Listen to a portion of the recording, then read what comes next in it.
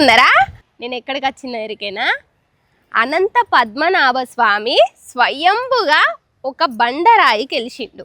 ఇది ఎక్కడంటే మన పుప్పాలగూడలు ఉన్నది ఈ గుడి. చాలా మందికి తెలియదు కూడా. నేను కూడా ఈ మధ్య కాలంలోనే తెలుసుకొని వచ్చిన. ఈ గుడి 800 ఏండ్ల సందు ఉన్నదట. ఈ గుట్టలు ఈ చెట్లు ఇదంతా ఒకప్పటి అడవి. ఇప్పుడు రూపుదిద్దుకొని ఇగో ఇక్కడ కనిపిస్తుంది కదా ఎడమ బందుకు, ఇక్కడనే అనంత పద్మనాభ స్వామి పాతది బండకెలిసిన విగ్రహం ఉన్నది. అట్లనే ఇక్కడ గుడి కూడా చిన్నజీయర్ స్వామి ఆధ్వర్యంలో ఈ గుడిని కూడా ఈ మధ్య కాలంలోనే కడుతున్నారు.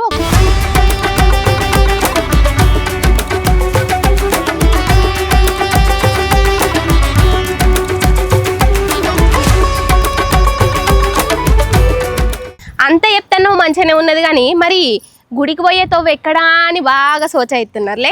నేను తొవ్వ చెప్పకుంటుంటానా, చెప్తా ఉండ్రి. ఇగో హైదరాబాద్లా మన నార్సింగ్ అయితే గచ్చిబౌలి గదేనుల్లా సాఫ్ట్వేర్ వాళ్ళు బాగా జాబులు చేస్తారు కదా. ఇంకా పెద్ద పెద్ద బిల్డింగులు ఉంటాయా, తెలియని వాళ్ళు ఎవరన్నా ఉంటారా? గచ్చిబౌలి నార్సింగ్ ఇటు ఇగో ఇక్కడికి వస్తే ఈడొక పెద్ద సర్కిల్ ఉంటుంది. అటేమో ORR ఒక రోడ్డు పోతుంది. ఇంకా దాని తర్వాతనేమో ల్యాంకో హిల్స్ అని ఇంకో తొవ్వ ఉంటుంది. ఇంకొకటేమో మణికొండ తొవ్వ ఉంటుంది. ఈ తొవ్వలు తెలియని వాళ్ళు ఎవరు ఉండరు. ఆ తొవ్వ పొంటి ఏ తొవ్వకైనా కానీ అనంత పద్మనాభ స్వామి గుడి వస్తుందిలా.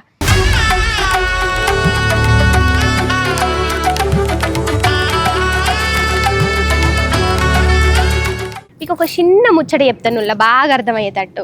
ఇప్పుడు అనంత పద్మనాభ స్వామికి కానీ, నరసింహ స్వామికి కానీ, ఇంకా మన ఏడుకొండల వెంకన్న స్వామికి కూడా 3 నామాలు ఉంటాయి. ఈ నామాలు పెట్టుకునేటోళ్ళని ఏమంటారు? వైష్ణవులు అంటారు. ఇప్పుడు ఆ స్వాములకి పూజలు చేయాలంటే అయ్యోర్లు కావాలన్నాయే. మళ్ళీ అయ్యోర్లు ఇక్కడ ఆ కాలంలో ఎక్కడున్నారు? మీకు ఇంకొక ముచ్చట ఏంటంటే ఇంట్లోనే మంచిగా నుండ్రి. 6వ నిజాం కాలంలో మహబూబ్ అలీ ఖాన్ అనే వ్యక్తి తమిళనాడు నుంచి అయ్యోర్లను తీసుకొచ్చిండు. ఇక్కడ అప్పుడు పూజలు అనేటివి షురు చేసిండ్రు. ఇక అప్పటి సంది ఇప్పటి వరకు పూజలు అనేటివి కొనసాగుతూనే ఉన్నాయి. దీపాలతోనే స్వామివారి ముఖ చిత్రాన్ని మనం చూడొచ్చు. ప్రతి శుక్రవారం అట ఇక్కడ మంచిగా స్వామిలోరికి అభిషేకం జరుగుతుంది. మంచిగా పూజలు చేస్తారు. చాలా మంది వస్తారు. ఇక మనం ఇంకా కొన్ని ముచ్చట్లన్నీ మెల్లమెల్లగా చెప్పుకుంటూ పోదాం పాండ్రిగా. ఇక మనం మొత్తానికైతే మనం అనుకున్న కడిగి ఏరినాం. ఎరకైందా? అనంత పద్మనాభ స్వామి గుడి. ఇక గుడానల్నా ఏమనల్నా నాకు అర్థమైతలేదు. ఎందుకంటే ఇక్కడ స్వయంభుగా వెలిసిండ్రు కాబట్టి మనం ఇక్కడికి వచ్చేసినాం. మంచిగా దర్శనం కూడా చేసుకుందాం. ఇగో మంచిగా స్వాములోరు ఉన్నారు, అడిగి తెలుసుకుందాం విషయాలన్నీ. స్వామి నమస్తే, మీ పేరు? నా పేరు భాష్యం. స్వామి ఎన్నేళ్ల సంది ఇక్కడ స్వాములోరికి మీరు సేవలు అందిస్తున్నారు? దాదాపు నేను 4 ఏళ్ల నుంచి స్వామివారికి నిత్య కైంకర్యాలు చేస్తున్నాం అన్నమాట. ప్రస్తుతానికి వచ్చేటికి స్వామి యొక్క విశేషాన్ని మనం తెలుసుకోవాలంటే విష్ణుమూర్తి అవతారాల్లో అనంత పద్మనాభ స్వామి అవతారం 2వ అవతారం. లోక కళ్యాణార్థం స్వామి మనకి అనేక అవతారాలు ఎత్తారు. వాటిలో ప్రధానమైనటువంటివి దశావతారాలు. ఆ దశావతారాలు అనేటువంటివి మనం వింటాము, పుస్తకాల్లో చూడటమే తప్ప ఎక్కడ మనకి దర్శనం ఇవ్వవు. అవును, నేను కూడా లేదు. కానీ ఇక్కడ విశేషం ఏంటంటే ఆ దశావతారాలు అనేటువంటివి కొండల రూపంలో మనకి దర్శనం ఇస్తాయి. మనకి తిరుమలలో గరుడ కొండ అని చెప్పనని ఎట్లా అయితే గరుడాల వారిది ఎట్లా అయితే కనబడుతుందో మనకి ఇక్కడ కూడా మత్స్యావతారము, కూర్మావతారం, వరాహ అవతారం, నరసింహ అవతారం ఇవన్నీ మనకి కొండల రూపంలో మనకి దర్శనం ఇస్తాయి. ఇప్పుడు ఈ కొండలకు ఉన్న రూపాలు అవే రూపాలు అన్నమాట. అది మత్స్యావతారం అంటే చేప. విష్ణుమూర్తి అవతారంలో మొట్టమొదటి అవతారం మత్స్యావతారం. మత్స్యావతారం అంటే వేదాలను కాపాడటం కోసం అని చెప్పని ఎత్తింది. ఎదురుగుండా చూస్తే మనకి చేప ఆకారం నోరు తెరుచుకోనండి మనకి చేప ఆకారంలో కనబడుతుంది. నెక్స్ట్ వచ్చేవాడికి విష్ణుమూర్తి అవతారంలో 2వ అవతారం కూర్మం. కూర్మం అంటే తాబేలు. పాల సముద్రాన్ని చిలకడం కోసం అని చెప్పనని ఎత్తినటువంటి అవతారం అన్నమాట. మనకి ఆ ఓపెన్ ప్లేస్లోకి వెళ్ళి అక్కడ పనిచేస్తున్నాం అంటే ఈ స్తంభాలు ఇవన్నీ తయారు చేస్తున్న ప్లేస్లోకి వెళ్ళి కొండవైపు కనుక తిరిగి చూస్తే మన కూర్మ అవతారం కనబడుతుంది. విష్ణుమూర్తి అవతారంలో 3వ అవతారం వరాహం. వరాహం అంటే పంది. భూమిని కాపాడటం కోసం అని చెప్పనని ఎత్తినటువంటి అవతారం అన్నమాట. మనం కొండ కింద నుంచి పైకి వస్తూ ఉంటే గరుడాల వారి బొమ్మ వేసి ఉంటుంది. ఆ వేసినటువంటి విగ్రహానికి ముందు పక్క నుంచి కనుక మనం చూస్తే కనుక మనకి పంది ఆకారంలో ఉండి తలపైకి ఎత్తుకొని కనబడుతుంది అన్నమాట. విష్ణుమూర్తి అవతారం 4వ అవతారం నారసింహ అవతారం. నారసింహ అవతారంలో ప్రహ్లాదుని కాపాడటం కోసం అని చెప్పనని స్తంభం నుంచి స్వామిని ఆర్భవించడం జరిగింది. హిరణ్యకశిపుని చంపడం కోసం అని చెప్పనని. ఆ ఎదురుగుండా ఉన్నటువంటి కొండ చెల్లిపోయి ఉంటుంది. అది ఆ పైన ఉన్నటువంటి శిలని సై నుంచి కనుక చూస్తాం కనుక సింహం యొక్క మూతి ఆ యొక్క ఇది కనబడుతుంది. అది ఎటు నుంచి చూసినా సింహం యొక్క మూతి కనబడుతుంది అది మనకి. నెక్స్ట్ ఈ స్వామిలోనే దశావతారాలు ఉన్నాయి. స్వామివారి దగ్గర ఆ స్వామిలోనే దశావతారాలు ఉన్నాయి. ఎవ్రీ ఫ్రైడే స్వామివారికి నిజరూప దర్శనం ఉంటుంది అనమాట. ఈరోజు ఫ్రైడే కాబట్టి నిజరూప దర్శనం అది 7 to 8 మధ్యలో. శుక్రవారం పూట 7ంటికి అభిషేకం ఉంటుందన్నమాట. అభిషేకం అయిపోయిన తర్వాత దగ్గర నుంచి స్వామివారికి ఇలా నిజరూప దర్శనంలోనే ఉంటారు. అంటే ప్రతి శుక్రవారం చేస్తారా? ప్రతి శుక్రవారం అభిషేకం ఉంటుంది. ప్రతి శుక్రవారం స్వామివారికి నిజరూప దర్శనం ఉంటుంది అనమాట. సాయంత్రం పూట దీపాలంకారం ఇదంతా ఉంటుంది అనమాట శుక్రవారం పూట. ప్రతి అనంత చతుర్దశికి అనంత చతుర్దశి వ్రతము, అనంతకోటి ఒత్తులు వెలిగించుంటారు. భాద్రపద మాసంలో చతుర్దశి రోజు స్వామివారికి ఉత్సవం జరుగుతుంది అనమాట. వ్రతం చేసుకుంటారు అనమాట. అనంత చతుర్దశి వ్రతం చేసుకుంటారు. మళ్ళీ కోటి ఒత్తులు అని చెప్పనని వెలిగించుకుంటారు అనమాట. అనంత కోటి ఒత్తులు అని చెప్పనని అది చేస్తారనమాట. మనం తిరుపతి పోయి వచ్చినాక కూడా ఇంట్లో వ్రతం చేసుకుంటాము. సత్యనారాయణ స్వామి వ్రతం అలా చేసుకుంటాం అనమాట. కానీ ఈ వ్రతం కనుక మొదలు పెడితే 14 ఏళ్ళు కంపల్సరీ చేయాలి ఎవరైనా కానీ. ఇది అనంత కోటి ఒత్తులు అయితే కనుక అవసరం లేదు, ఏ ఈరకాయలు చేసుకోవచ్చు. 14 ఏళ్ళు మొదలు పెట్టిన తర్వాత కంపల్సరీగా 14 ఏడు అయిపోయిన తర్వాత ఉద్యాపన అని చెప్పడం ఉంటుంది. ఆ ఉద్యాపన చేసుకోవాలన్నమాట. అది ఇక్కడ మనకి ఆ స్వామి శయనించున్నటువంటి స్వామి మనకి ఎట్లా అయితే కనబడుతున్నారో ఆ యొక్క ఆదిశేషుడు అట్లా అయితే మనకి నీడనిస్తున్నారు కదా. స్వామి పడుకుంటే కనుక మనం ఈ కొండకి ఈ ముందు పక్క చూస్తాక పాము పడక కనబడుతుంది మనకి. మన కుర్చీ దగ్గర నుంచి తలపైకి ఎత్తి చూస్తే పాము పడక కనబడుతుంది అనమాట. నెక్స్ట్ గజేంద్ర మోక్షంలో ముసలి బారి నుంచి ఏనుగును రక్షించడం కోసం అని చెప్పాలని ముసలి యొక్క కంఠాన్ని ఖండిస్తారు కదా.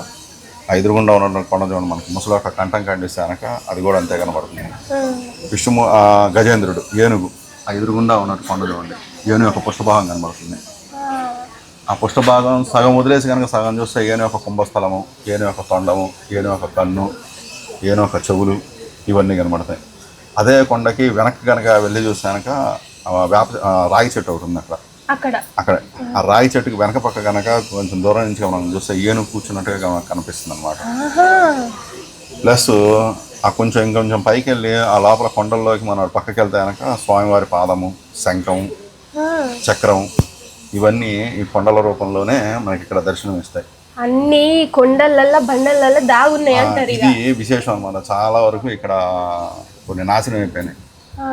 అంటే శిథిలాలు అయిపోయి మొత్తం కబ్జాలు ఇవన్నీ ఎక్కువ అవడం వల్ల వాటిని కొట్టేయటాలు, ఎవరికి నచ్చినట్టు వాళ్ళకి చేయటాలు అనేది జరిగిందనమాట. ఇది మనకి అటు పక్క నుంచి కింద నుంచి మనం పైకి వస్తూ ఉంటే మనకి దర్గా ఒకటి కనబడుతుంది. ఆ దర్గా కూడా దేవాలయం. ఆ దేవాలయాన్ని అప్పట్లోనే నాశనం చేసేసి ముస్లిం సయాంలో నాశనం చేసి దర్గా కట్టుకున్నారు అనమాట. ఇప్పుడు ఇట్లా మెట్లు ఉన్నాయి కదా స్వామి, ఇప్పుడు ఈ మెట్ల మార్గం నుండి వస్తుండేనా మొదట్లో, లేకపోతే ఇట్లకి వెళ్ళొస్తుండేనా? ఈ మధ్య పడ్డది ఈ రోడ్డు. ఇది స్టార్టింగ్ లో ఇటు పక్క నుంచి వచ్చేవాళ్ళనమాట. కింద నుంచి దారి కూడా ఇటు పక్క నుంచే ఉండేది మనకి. ఈ దేవాలయం ముస్లిం సయాంలో, బ్రిటిషర్ సయాంలో నాశనం చేయడం జరిగింది. అందుకు నిదర్శనం ఏంటంటే ప్రతి ఒక్క వైష్ణవ క్షేత్రంలో ఆల్వార్లు అని చెప్పి ఉంటారు, పండిత్ ఆల్వార్లు అని చెప్పి ఉంటారు. ఆ విగ్రహాలని, దేవాలయాన్ని పూర్తిగా ధ్వంసం చేయడం జరిగింది. ఇదిగోండి నాశనం చేసినటువంటి విగ్రహాలు ఇవి. పోతే మిగిలినటువంటి విగ్రహాలు అన్నమాట తీసుకొచ్చి పాదాల వరకే ఉన్నాయి. మొండాలు అవన్నీ నాశనం చేస్తారు అన్నమాట. ఈ మధ్య కాలంలో ఇప్పుడు ఈ సాములోరి విగ్రహాలు పెట్టింది, కానీ వెనకటి సంది అయితే అది ఎట్లా స్వయంభుగా గెలిచిందో అట్లనే ఉండి పూజలు చేసిండ్రు. 800 సంవత్సరాల నుంచి సుమారుగా పూజలు జరుగుతున్నాయి. అంటే మీ తాతల కాలం నాటి నుంచి ఉండే కదా, అంటే మీకు ఎవరైనా చెప్పిందా? మీ నాయన గాని మీ తాత గాని రావడం కూడా అనుకోకుండా రావడం. అంతకుముందు వేరే కడ చేసిండ్రు. అసలు ఇదే ఫస్ట్. అబ్బా అదృష్టం స్వామిగా దేవాలయంలో చేయడమే ఇదే ఫస్ట్. అసలు ఎక్కువ మంది వచ్చినా కూడా ఎవరికైనా నిత్యం దర్శనాలు అయితేనే ఉంటాయని చాలా మంది చెప్పిండ్రు. కానీ టైం కూడా ఉంటదట కదా, ఏ టైం నుంచి ఏ టైం వరకు రావాలి ఏంది కదా? 7 దగ్గర నుంచి 11 దాకా గ్యారంటీ ఉంటాం. భక్తులు ఎవరైనా వస్తే 12 దాకా ఉంటాం. 12కి వచ్చి తలుపు తీయండి అంటే మనకు తీయం. సాయంత్రం 5:30 తీస్తాం అనమాట. 7 దాకా ఉంటాం. భక్తులు ఎవరైనా వస్తే ఇంకొంచెంసేపు ఉంటాం. భక్తులు ఎవరు రాకపోతే క్లోజ్ చేసి దేవాలయం క్లోజ్ చేసేసి పైకి. అంటే ఎవరైనా ప్రసాదాలు తీసుకొస్తారా లేకపోతే మీరే తీసుకొని? ప్రసాదాలు బయట తీసుకొచ్చినవి అయితే కనుక నివేదన ఉండదు. ఇక్కడ చేసినవి మాత్రమే నివేదన చేస్తాం.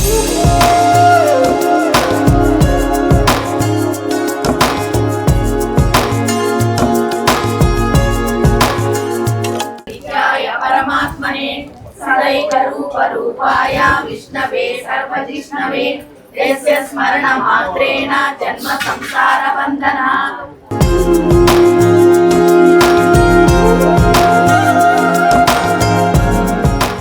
ఇగో గుడి గురించి మొత్తం వివరాలని చెప్పేటందుకు మనకు ఒక పెద్ద మనిషి కావాలన్నాయే. ఇగో మన పెద్ద నాన్నను తోలుకొని వచ్చిన గిడ కనబడ్డాడు. పెద్ద నాన్న నాకు ఇవన్నిటి గురించి చెప్పేవు జర రాయ అంటే వచ్చిండు.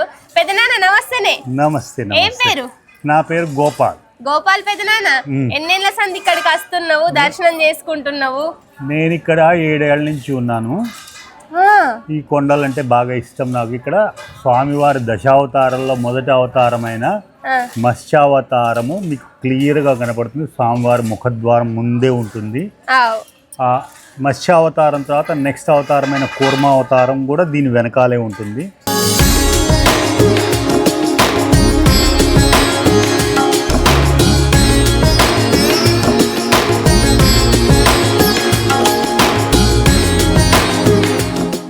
మరి గిదేం అవతారమే?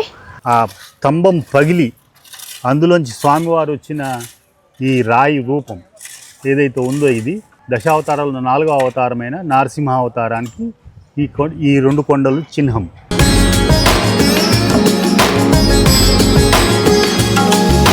పెద్దనాన్న, అనంత పద్మనాభ స్వామి 200 అడుగుల ఇట్లా పడుకున్నది ఉన్నదన్నావు కదా, ఒక రాయికి అట్లా. అది ఎక్కడున్నది మరి? ఇప్పుడు మనకి ఎదురుగుండా నా వెనకాల ఎదురుగుండా ఆ శివాజీ విగ్రహం ముందు ఏదైతే రాయి ఉందో అక్కడ అనంత పద్మస్వామి పెయింట్ ఉంది. దాన్ని కరెక్ట్గా మనం ఉల్టా చూడాలి. ఉల్టా అంటే అటువైపు తలకాయ ఇటువైపు కాళ్ళు. పెయింటింగ్ ఏమో ఇటు బందుకేసిండ్రు, మీరు ఎప్పుడు ఎటుకై తలకాయ ఉన్నది? ఆ రాయి కింద స్వామివారి తల, మొహము, శివాజీ స్టాచ్యూ ఎదురుగుండా ఆయన ఛాతీ, తర్వాత నీళ్ళధార నల్ల నీళ్ళధార దగ్గర నుంచి కిందకు పడినది పొత్తి కడుపు, కాళ్ళు, ఈ రాయి ఆయన పాదాలు. సో ఇక్కడి నుంచి అలా మొత్తం చూస్తే ఒక స్వామివారు హాయిగా 200 అడుగుల విగ్రహం పడుకున్నట్టుగా కనబడుతుంది. ఇట్లాంటి న్యాచురల్గా స్వామివారు పడుకున్న విగ్రహం మనకి అనంత పద్మస్వామి క్షేత్రాల్లో ఏ క్షేత్రంలోనూ కనబడుతుంది. నిజంగా ఇక్కడ ఆయన వెలిశాడు అనడానికి ఇది నిదర్శనం.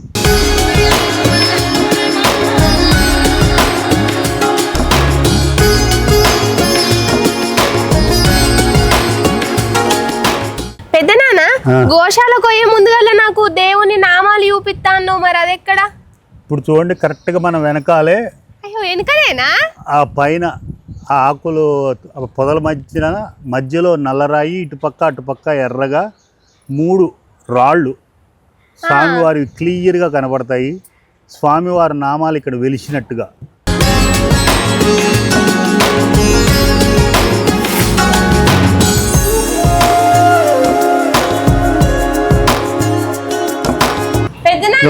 మొత్తం ఏమేమి ఆవులు ఉన్నాయి? చిన్న లేగ దూడలు కూడా ఉన్నాయి కదా? మొత్తం ఇక్కడ గోశాల అనంత పద్మనాభ స్వామి గోశాలలో 24 ఉన్నాయి. అయితే ఇప్పుడు అన్ని బయటికి మేతకి వెళ్ళాయి, కానీ ఇక్కడ పిల్లలు, ఒక తల్లి, ఒక ఎద్దు ఉంది.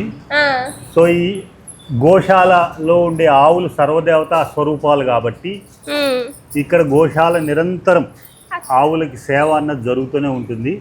భక్తులు ఇచ్చే విరాళాలతోటి వీటికి అదే గడ్డి, వాటి తౌడు అవన్నీ జనాలు భక్తులు వచ్చి మనకి డొనేషన్ ఇవ్వడం ద్వారా దీన్ని మనం మెయింటైన్ చేస్తున్నాము.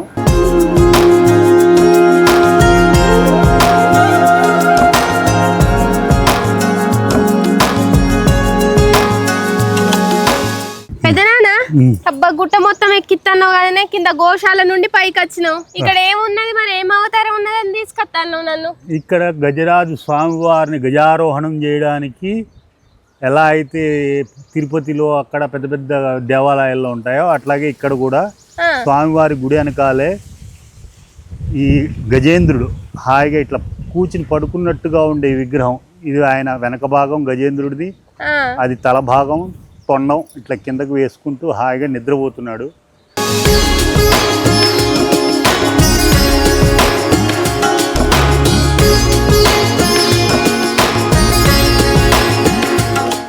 మెహర్ బాబా 1951 అక్టోబర్ 16 తారీఖు నాడు వచ్చి ఒక వారం రోజులు అంటే 8 రోజులు 24/10/1951 8 రోజులు ఆయన ఇక్కడ ఈ గుహ లోపల ధ్యానం చేశారు. ఆయన ఈ అనంతపద్మనాభ స్వామి కొండనే ఎంచుకున్నారు, ఎక్కడో మహారాష్ట్ర నుంచి ఇక్కడ దాకా వచ్చి.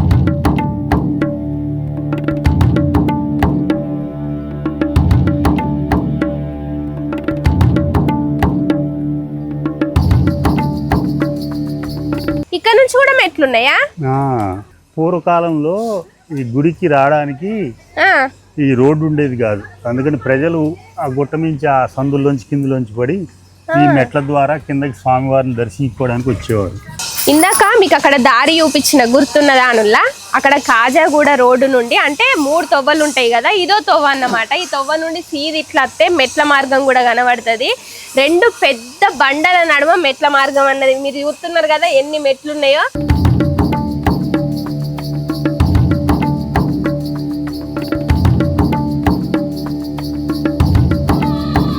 మనం ఏ గుళ్ళకు అడుగు పెట్టినా కానీ ఆంజనేయ స్వామి విగ్రహం కానీ ఇంకా అట్లనే గుడి కూడా ఉంటుంది ఆంజనేయ స్వామికి.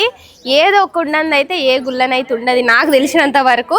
ఇంకా అట్లనే ఈ విగ్రహం పెట్టయితే ఈ మధ్య కాలంలోనే అంటే కొన్ని సంవత్సరాలు అవుతుంది అంతే, కానీ ఈ వేప చెట్టు అయితే చాలా ఏండ్ల కిందదట, ఒక 250 ఏండ్లు ఉంటుందంట. ఇక్కడ ఏదైతే ఇక్కడ మనం ఏమంటాము లొంత అంటాం కదా, అట్లా ఉన్నదో అమ్మవారి నిజస్వరూపం అంట. కొంచెం మొక్కుకొని దగ్గరుండి చూపిస్తున్నా.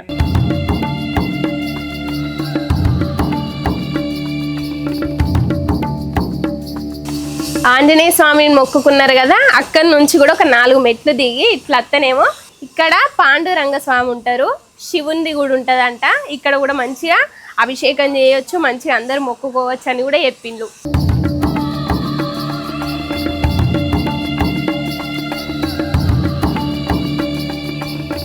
పెద్దనాన్న ఇందాక ఆదిశేషుని పడగా అన్నావు, ఇవేనా? నాకైతే అట్లనే కనబడతాను, అందుకే అడిగిన. చూసారా, ఇది క్లియర్గా అర్ధచంద్ర ఆకారంలో పాము పడగా ఆదిశేషుడు మూతి, ఇంకా 2 చిన్న మూతులు కూడా కనబడుతున్నాయి అక్కడ. అవును. సో ఈ ఆదిశేషుడు పడగలాగుండే ఈ రాయి కిందనే అనంత పద్మనాభ స్వామి వేచి ఉన్నాడు. అట్లాగే ఇక్కడ పక్కనే ఈ గుడిలో పాండురంగడు, రుక్మిణి, జ్ఞానేశ్వర మహారాజు, శివలింగం. సో శివభక్తులు కూడా అభిషేకం చేసుకోవడానికి రోజు వచ్చి ఇక్కడ అభిషేకం చేస్తూ ఉంటారు.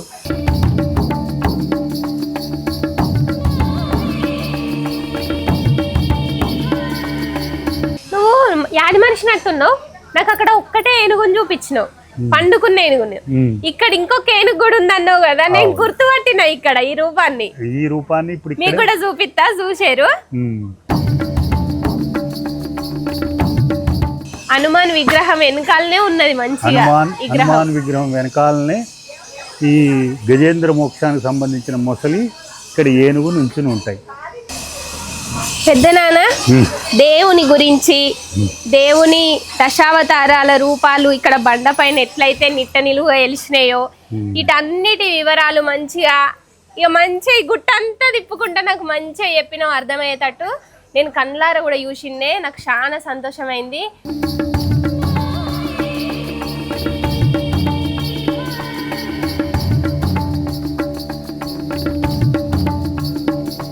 ఇక్కడ స్వామి గుడి దగ్గర ఈడ మొత్తం బండలు ఉన్నాయి కదా, సాములోరి దశావతారాలు స్వయంభుగా వెలిసిన ఆ విగ్రహానికి కూడా దశావతారాలు పైన ఉంటాయి.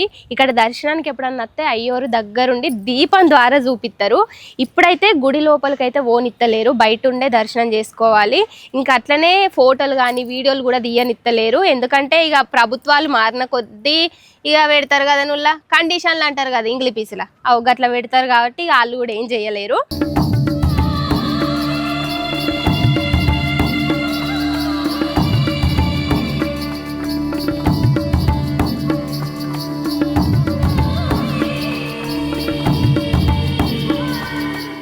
నేను గుడికి రాగానే ప్రశాంతంగా దర్శనం చేసుకున్నా, నాతో పాటు గొగ్గి అమ్మలక్కలు అందరు దర్శనం కూడా చేసుకున్నారు. మంచి ఒక కిట్టి పార్టీ లాగా అందరు ఒకటే చోట మంచిగా చేప తెచ్చుకొని అన్నం కూరలు అన్ని తెచ్చుకొని కూర్చొని తినుకుంటా మంచిగా ఆటపాటలు ఆడుకుంటా ముచ్చట్లు పెట్టుకుంటా మస్తు ఎంజాయ్ చేస్తాను.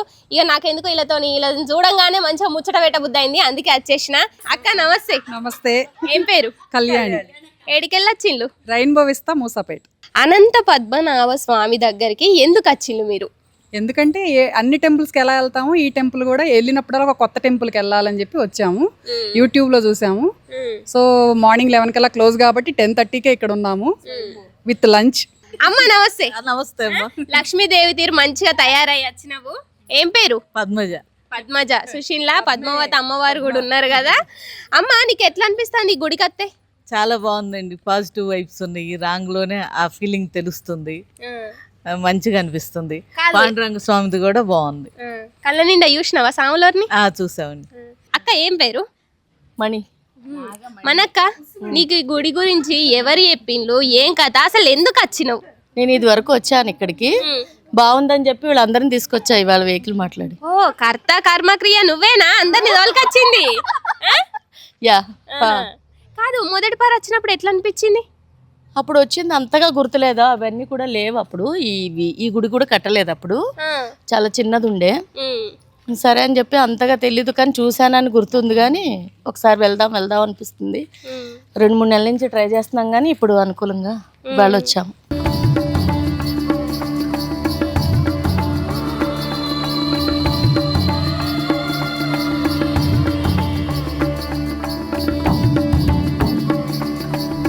ఎట్లా అనిపించింది ఇవాళ 800 ఏండ్ల గుడి చరిత్ర అనంత పద్మనాభ స్వామిది? మంచిగా అనిపించింది కదా, నాకు కూడా చాలా మంచిగా అనిపించింది. ఇంకా మీరు భక్తి భాస్కర పొలిటెంట్ మీడియాని ఇట్లనే చూస్తూనే ఉండుండ్రి. ఇంకా షానేండ్ల గుడి చరిత్రలు కానీ ఇప్పుడిప్పుడు రూపుదిద్దుకుంటున్న గుడి చరిత్రలు కానీ మీ ముందుకు తీసుకొస్తా. నేను చరిత్ర గురించి చెప్తా. మీకు అప్పటిదాకా ఏం చేయాలో ఎరకనే కదా, భక్తి భాస్కర పొలిటెంట్ మీడియాని సబ్స్క్రైబ్ చేయండి, గంట కొట్టుండ్రి, లైక్ చేయండి, షేర్ చేయండి. ఉంటాం మళ్ళా.